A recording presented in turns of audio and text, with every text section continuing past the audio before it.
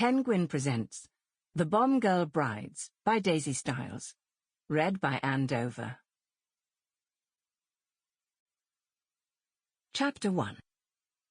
London, January 1944.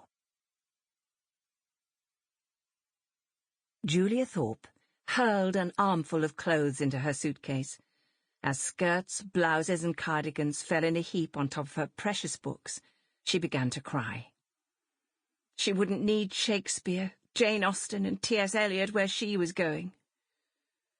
Falling onto her bed, Julia abandoned herself to tears, which just made her feel even guiltier.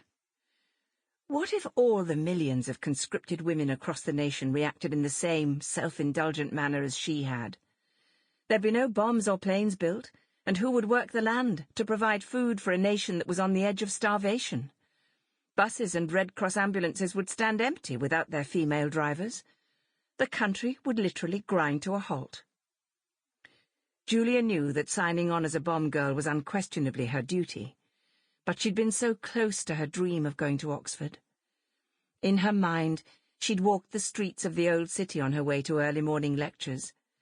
She'd pictured her garret room overlooking a leafy quad, and she'd imagined herself on autumn days, cycling around the town with a long scarf wrapped around her college gown. "Damn! Damn! Damn!" Julia seethed as she pummeled her lilac satin eiderdown. Her sobs were too loud for her to hear a tap at the door, so she was startled when her older brother Hugo walked in, calmly puffing on his pipe. "Cheer up, sis. It's not that bad," he said with a cheery smile. "Go away," she mumbled, as she wiped away her telltale tears on the eiderdown. Ignoring her red, scowling face, Hugo settled himself on the pretty padded chair beside her dressing table. "Can't you see? I'm busy packing," Julia said, as she struggled to her feet and straightened her golden blonde bobbed hair. Hugo hid a smile at the sight of the flimsy silk underwear and nylons she'd flung into her case. "You'll need something more substantial than that lot to keep you warm up north," he joked. "What do you suggest? Clogs and shawl?" she asked crossly. "Warm jumpers, trousers and skirts, and stout boots," he suggested with a knowing wink. "I'm not going on a walking tour of the bloody Alps," she snapped, as she turned her back on him to resume her packing. Okay, Hugo said as he rose to his feet. "I'll leave you to your bad mood." "It's all right for you," Julia grumbled. "Just because you're a man, you get away with everything." Hugo burst out laughing. "Don't be so damned silly." "Daddy would have let you go to Oxford," she said sulkily. "He would not," Hugo exclaimed. "He wouldn't have let either of us shirk our duty, and you know it." Their eyes locked.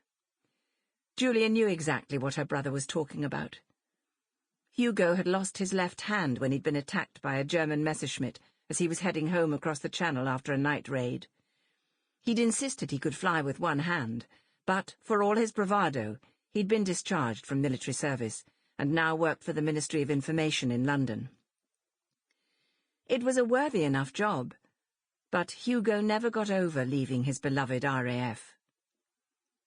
"So, why didn't he stop me taking the wretched entrance exam in the first place?" Julia continued. "Did he hope I'd fail, and that would be the end of my academic ambitions?" "We're in the middle of a war, sis. I actually doubt the old man gave your Oxbridge exam much thought," Hugo said, in his father's defence. "That sums it up perfectly," Julia cried miserably. "Daddy's life belongs to the army, and Mummy's to the Red Cross. Duty's really all that counts in this house." Hugo's expression darkened as he listened to his younger sister. "Stop right there, Jay," he commanded. "Damn it, of course Father's life belongs to the British Army.